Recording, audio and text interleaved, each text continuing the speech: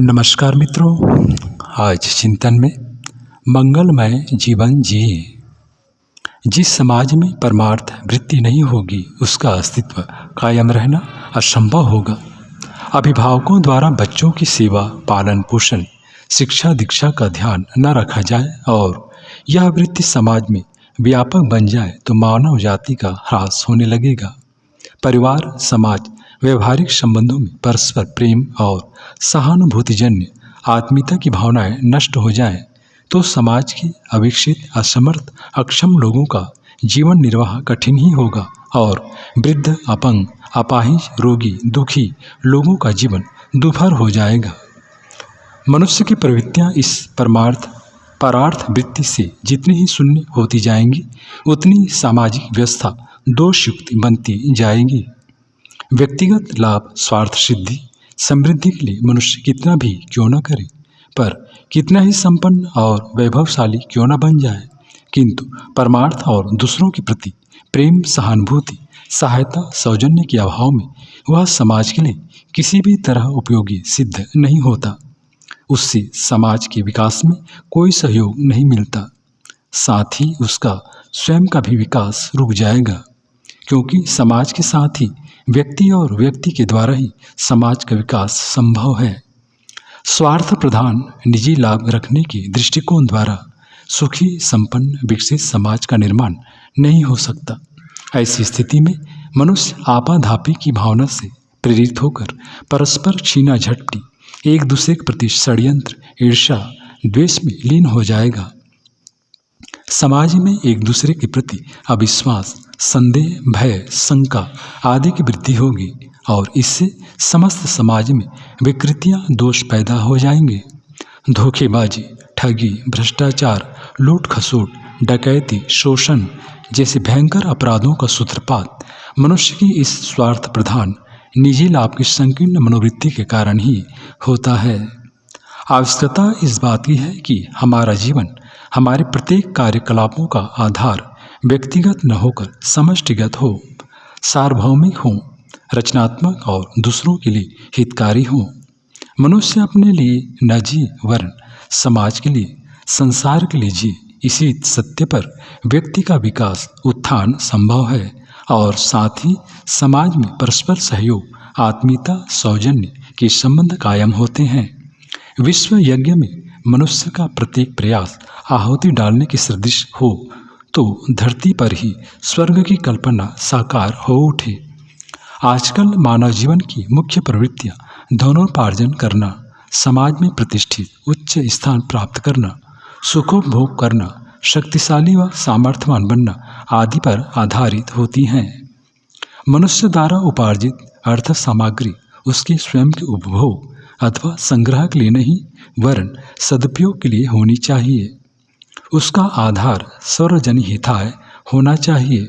इसीलिए वेद के ऋषि ने आदेश दिया है, 100 हाथों से कमा और 1000 हाथों से दान कर।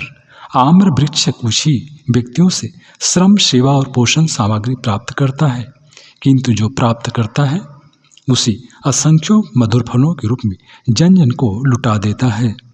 हमारे अर्थोपार्जन का आधार भी यही होना चाहिए। अर्थोपार्जन करना बुरा नहीं है। जो इस क्षेत्र में अधिकार और क्षमता रखते हैं उन्हें खूब धन कमाना चाहिए, किंतु उसे समाज के हित, मानवता के हित, जन जन के कल्याण के लिए उन्मुक्त होकर खर्च करने में कंजूसी नहीं बरतनी चाहिए। उसे अपना ही नहीं वरन संपूर्ण समाज की धरोहर समझकर आवश्यकतानुसार समाज के हित में खर्च करना चाहिए। किसी क्षेत्र में शक्ति, सामर्थ्य अर्जित करके मिला हुआ उच्च पद, प्रतिष्ठा बुरी नहीं है। जीवन के सर्वांगीण विकास में इनकी आवश्यकता भी है, किंतु शक्ति, सामर्थ्य, पद, सत्ता का उपयोग गिरे हुओं को उठाने के लिए, जीवन पथ में अटके हुओं को निकालकर आगे बढ़ने वालों को सहारा देने में हो, तभी इनकी सार्थकता है।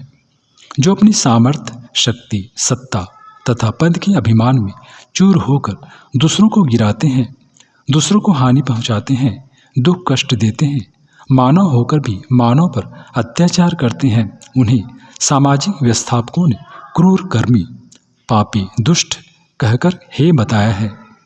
इससे समाज का अहित एवं विघटन होता है और परस्पर संघर्ष, अशांति, क्लेश को जन्म मिलता है।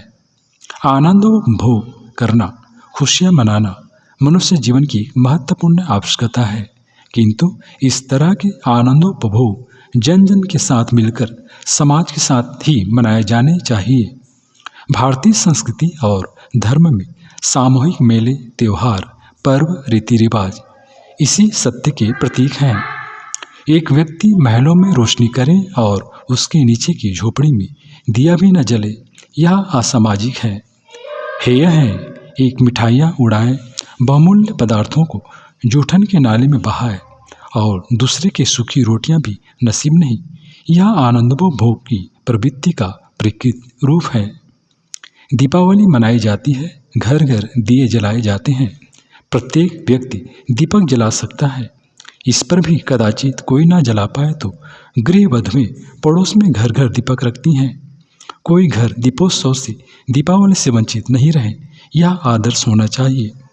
हमारे आनंदोपभोग का सब हम ही उपभोग करें, दूसरे नहीं।